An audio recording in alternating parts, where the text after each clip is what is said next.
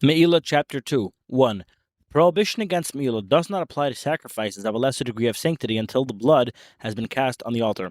If the blood has been cast on the altar, the prohibition against Mila applies to the fats and organs until they are taken to the ash heap, for they are designated for the altar's pyre. The prohibition against Mila does not apply to an entity that is to be eaten as explained. Even if the fats and the organs were brought to the altar before the blood was cast upon it, the prohibition against Mila does not apply until the blood is cast. If the fats and the organs were taken outside the temple court before the blood was cast, the prohibition against Mila does not apply until the blood is cast. If the blood was cast while they were outside and they had not been brought back in, the prohibition against Mila does apply, for casting the blood has an effect on the status of a sacrifice, whether it leads to a lenient ruling or a stringent one. 2.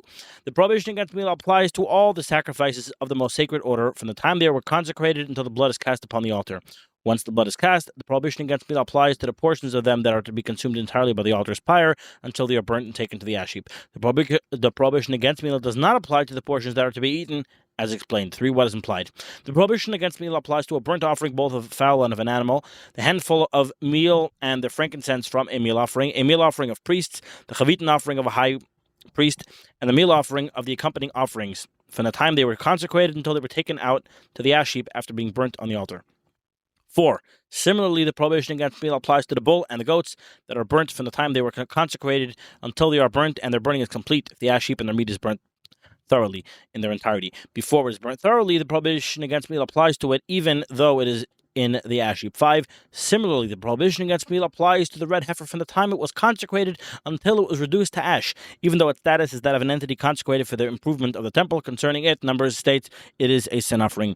It is one of the conditions established by the court that a person does not violate the prohibition against Mila with the ashes of the red heifer. 6. The prohibition against Mila applies to all the following: sin offerings of animals, guilt offerings, and communal peace offerings from the time they were consecrated until the blood is cast on the altar. Once the blood is cast, the prohibition against Mila applies to the organs and fats until they are taken to the ash heap. The prohibition against Mila does not apply to the meat. Similarly, the prohibition against Mila applies to a sin offering of fowl from the time it is consecrated until its blood is presented on the altar. After its blood was presented, the prohibition against Mila does not apply. It is, however, forbidden to benefit from its mura and its feathers. If one benefits from them after the blood is presented, he does not violate the prohibition against Me'ila. A mura is the thin membrane that clings to the hide and separates it between it and the meat, and it's not fit to be eaten. We just had that recently. 7. The prohibition against meal applies to meal offerings from the time they were consecrated, even though they have not become consecrated by being placed in a sacred utensil, until the handful of meal is offered on the altar's pyre. Once the handful is offered, the remainder of the offering is permitted to be eaten. If the remainder of the offering becomes disqualified or lacking in substance, and then the handful is offered, a question arises: since offering the handful does not cause the remainder to be permitted to be eaten in such a situation, there is an unresolved doubt if the meal offering is absolved from the prohibition against Me'ila or not. 8. The prohibition against Me'ila applies to the showbread from the time it was consecrated, even though it was not baked, until the bowls of frankincense are offered on the altar's pyre. Once the bowls of frankincense were offered, it is permitted to be eaten. Similarly, the prohibition against Me'ila applies to the 2 loaves of Shavuos from the time they were consecrated, even before they were baked, until the blood of the sheep is cast on the altar. After the blood of the sheep was cast, they are permitted to be eaten. 9. The prohibition against Me'ila applies to the libations once they have been consecrated. Once they are poured and descend to the Shitan, the prohibition against Me'ila no longer applies. As long as the water which is poured as a libation on the Sukkot holiday is in the golden jug, benefit should not be derived from it. But one who benefits is not liable for Me'ila. If it was placed in the pitcher, the prohibition against Me'ila applies to it in its entirety, for it is one of the libations. 10. The prohibition against Me'ila applies to the leg of oil brought by a person afflicted by tzaras from the time that it was consecrated in a sacred vessel until the blood of the guilt offering was cast on the altar. Once the blood of the guilt offering was cast, one should not benefit from it until the placements are made from it. But the prohibition against Me'ila no longer applies. After the placements were made, it is permitted for the priest to partake of the remainder of the oil, like the meat of sin offerings and guilt offerings. 11. The prohibition against Me'ila does not apply to any of the blood of sacrificial animals that were slaughtered, whether before atonement is attained or after atonement is attained, until it flows out to the Kidron River. Once it flows out to the Kidron River, the prohibition against Me'ila applies to it because it was sold as fertilizer for gardens, and the proceeds are the sales of consecrated. If, however, one lets the blood of a consecrated animal, it is forbidden to benefit from that blood, and the prohibition of Me'ila applies to it. Since the animal cannot exist without blood, it is considered as its body. 12. With regard to the bones, the giddim, the horns, and the hooves, which were separated from sacrificial animals of the highest degree of sanctity, the prohibition against Me'ila applies to these separated before the blood was cast on the altar, but not to those which were separated after the blood was cast. With regard to the bones of a burnt offering that were separated before the blood was cast on the altar, once the blood is cast, the prohibition no longer applies.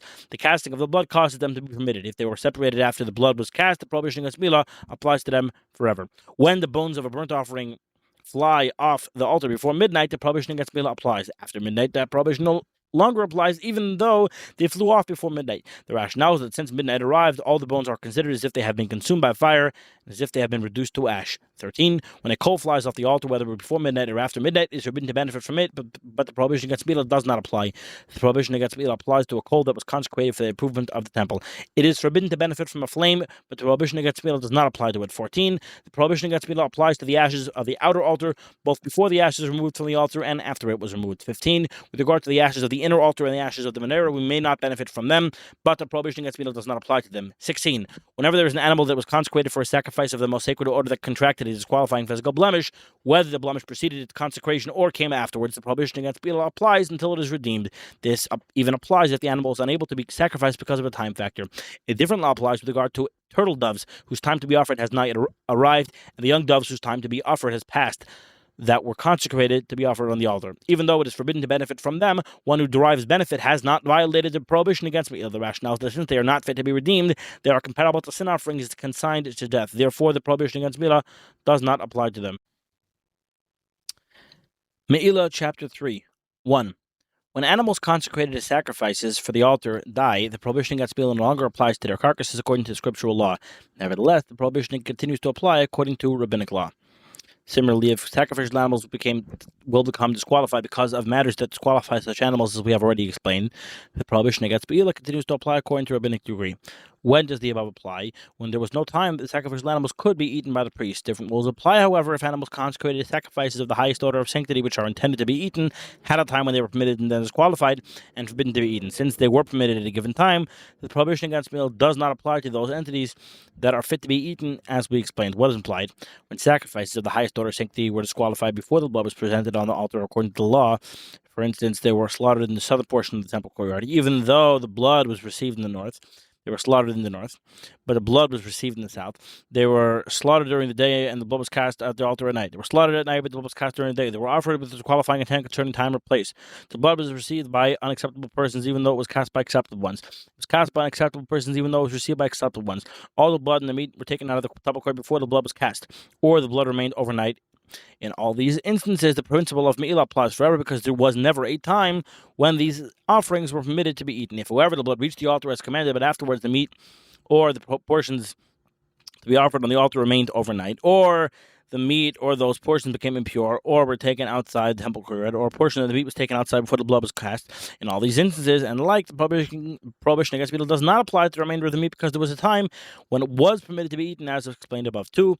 If persons who are unacceptable received a portion of the blood and cast it on the altar, and then others who are acceptable to perform temple service received the remainder of the animal's lifeblood and cast it on the altar, the prohibition against meat no longer applies to the meat. The rationale is that the sacrifice is acceptable because the unacceptable persons do not cause the remainder of the lifeblood to be considered as remnants unless he is unacceptable due to ritual impurity. In that instance, since he is fit for communal temple service, he causes the remainder of the blood to be considered as remnants. 3. What is implied? If an impure priest received the blood and cast it on the altar, even if afterwards the inacceptable person received the remainder of the lifeblood and cast it on the altar, this sacrificial animal never had a time when its meat was permitted, and the remainder of Me'ilah applies to the meat in its entirety. The rationale is that this blood is considered as remnants, and the casting of remnants on the altar is not effective. We have already explained that the prohibition against Me'ilah does not apply to sacrifices of a lesser degree of sanctity, except to the fats and organs after the blood is cast on the altar, provided the casting is effective. However, the sacrifice of a lesser degree of sanctity have been disqualified as pigul. The prohibition against Me'ilah does not apply to their fats and organs, even though the blood has been cast. Similarly, if the blood was taken outside the temple courtyard, the prohibition against Me'ilah does not apply to their fats and organs, even though it was brought back in and cast on the altar. 4. It is forbidden to benefit from any of the sin offerings that are consigned to death. For instance, the offspring of a sin offering, an animal unto which its holiness was transferred, or the like. If one benefits, he does not violate the prohibition against Me'ilah. 5. The prohibition against Me'ilah applies to all the sin offerings which should be allowed to pasture until they contract a blemish, until they are redeemed. 6. The following laws apply if one set aside a sin offering. It was lost, he set aside another one instead of it. Afterwards, the first one was found, and they are both present. If both of them were slaughtered at the same time and cast the blood of one of them, the prohibition against meal does not apply to neither the meat whose blood was cast on the altar, nor to the meat of the other, even though the second one is not fit to be eaten. The rationale is that if one desires, one may cast the blood of this one or the other one. If, however, one slaughtered one after the other, the blood of the first one is not effective with regard to the other, even after it is cast on the altar, for there was no time that it was fit to be eaten, for its meat to be permitted. 7. The prohibition against meal applied to all sin offerings of fowl or burnt offerings of fowl that were disqualified because of a deviation in the way they should have been offered or in the place where they were offered. An exception is a burnt offering of a fowl on which malika was performed on the lower half of the altar for the sake of a sin offering. Although it did not fulfill the obligation of its owners, the prohibition of meal does not apply since he changed its intent, the place where it is offered, and the manner in which it was offered to a type of sacrifice to which the prohibition against meal does not apply. 8. When a meal offering was brought in a manner causing it to be deemed pickle, or was brought with a disqualifying intent regarding the place, similarly, if the two breads, the shavuos or the showbread, were brought in a manner causing them to be deemed pickle, or were brought with a disqualifying intent regarding the place, the prohibition against meal applies to that because there was never a time when they were permitted to be eaten. 9. Similarly, if a handful of meal was taken from a meal offering was taken outside the temple courtyard, or it remained overnight, the prohibition against meal applies to the remainder because there was never a time when it was permitted to be eaten. If, however, the handful became impure and it was offered on the altar's pyre, the prohibition against meal does not apply to the remainder because the high priest's forehead plate brings about acceptance for the handful when it becomes impure, but not when the remainder overnight was taken outside the temple courtyard. When the remainder of the meal offering was taken out or became impure, and afterwards the handful was offered on the altar's pyre, even though the remainder is forbidden to be eaten, the prohibition against meal does not apply to it, for the handful was offered as commanded. 10. When one benefits from any of the sacrifices of the highest degree of sanctity before the blood is cast on the altar, or from the fats and organs of the sacrifice of a lesser degree of sanctity even after their blood has been cast, one derives benefit from the burnt offering or from the handful of meal, the frankincense, a meal offering brought by priests, or a chavitin offering, the value of a benefit he received should be used for free will offerings. If he violated the prohibition against Mila with regard to a communal offering, the benefit he received should be given to the chamber. If one benefits from the meat of sacrifices of the most sacred order that became impure before the casting of the blood, or one benefits from the fats and organs of sacrifices of a lesser degree of sanctity that became impure, even though he brought them to the top of the altar before the casting of the blood, he is exempt. 12. It is forbidden to benefit from the milk or the eggs of animals or fowl consecrated as sacrifices for the altar, but one who benefits does not violate the prohibition against Mila. For that reason, the offspring of a consecrated animal, the offspring of an animal designated for the tithe offering, should not nurse from its mother, but rather from another animal that is not consecrated. A person may make a gift saying, the milk of this unconsecrated animal will be consecrated, in order that the offspring of the consecrated animals will nurse from it so that they do not die. 13. If one consecrated the value of an animal or fowl to the altar, for instance, he said, the value of this animal is consecrated for the accompanying offspring, or the value of this young dove is consecrated for a peace offering. They are like entities consecrated for the improvement of the temple. The prohibition against meal applies to them, their milk and their eggs, as will be explained. מעילה, chapter 4. 1. When a person sets aside money for a sin offering, a burnt offering, a guilt offering, turtle doves, or young doves, the prohibition against meal applies to them for the time he sets them aside. If he sets them aside for peace offerings, the prohibition against meal does not apply. 2. When a person consecrated the value of one limb of an animal to the altar, there is an unresolved doubt whether the holiness spreads about the entire animal or not. Therefore, should be offered and not redeemed. If it is redeemed, the prohibition against meal does not apply to the money used to redeem it. 3. When a person sets aside money for the sacrifice to be offered at the conclusion of his Nazirite vow, it is forbidden to benefit from it. If one benefits from it, he does not violate the prohibition against meal because all the funds are fit to be used to purchase a peace offering, and the prohibition against meal does not apply to a peace offering except to its fats and organs after the blood has been cast. If he dies, the money should be used for free will offerings. If the money was explicitly designated for the particular sacrifices, the money for the sin offering should be taken to the Mediterranean Sea. One should not benefit from them, nor does the prohibition against meal apply.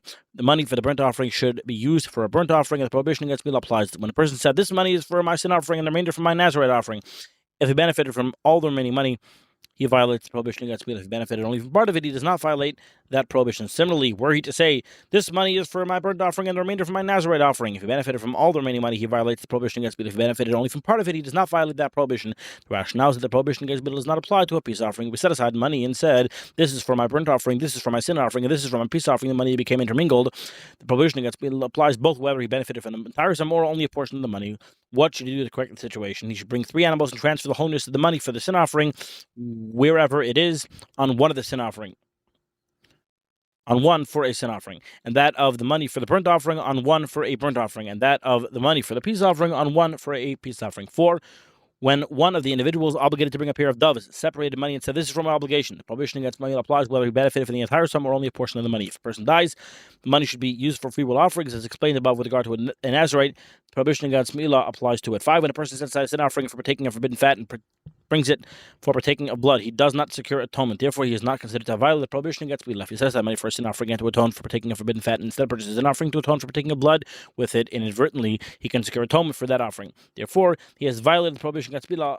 Therefore, he has violated the prohibition against מעילה applies. If he did so intentionally, he cannot secure atonement with that offering. Therefore, he does not violate the prohibition against מעילה. 6. When a person sets aside 2 slayim for a guilt offering and uses them to purchase 2 rams as ordinary animals, he has committed מעילה, for he purchased ordinary animals with money designated for a guilt offering. He is obligated to pay 10 dinarim, i.e. 2 slayim, and an additional 5th. He should use this money to buy a ram for a guilt offering and should bring another guilt offering to atone for his מעילה. Therefore, if one of the 2 rams that he had purchased is worth 2 slayim and the other is worth 10 dinarim, he should bring the one worth 10 as the guilt offering for the money that he misappropriated and the additional 5th. And he should bring the one worth 2 slayim as a guilt offering for his violation of the prohibition of מעילה. Different rules apply if he purchased one of the rams as a guilt offering, one as an ordinary animal. If the one purchased as a guilt offering was worth 2 slayim, he should bring that for the first guilt offering for which he was originally liable. Similarly, if one purchased an ordinary animal was worth 2 slayim, he should bring it as a guilt offering for his misappropriation of consecrated funds. For he misappropriated 1/7 of the money originally set aside for the guilt offering, he should pay 5 dinarim, which should be used for a free will offering. 7. When one benefits from money set aside for a sin offering before the sin offering is offered, he should add a 5th to the amount he benefited and bring his sin offering with this money. And he should bring a guilt offering for his misappropriation of consecrated funds. Similarly, when one benefits from money set aside for a guilt offering before the guilt offering is offered, he should add a 5th to the amount he benefited and bring his guilt offering with this money, and he should bring a guilt offering for his misappropriation of consecrated funds. The rationale that the money paid for the misappropriation of animals consecrated to be offered to the altar should be used for such sacrifices. The money paid for the misappropriation of articles consecrated for the upkeep of the temple should be used for that purpose. In the instance mentioned above, if he discovered that he committed מעילה with a portion of the money and afterwards the sin offering was sacrificed, but he did not set aside the money he misappropriated, or he set it aside but did not include with it the money for his sin offering, the money he misappropriated in the additional 5th should be taken to the Mediterranean Sea. If he discovered that he committed מעילה with a portion of the money and afterwards the sin offering was sacrificed, the money for the misappropriation of it and its additional 5th should be used for a free will offering. For money is not set aside at the outset to be destroyed. In either instance, he must bring a guilt offering for מעילה.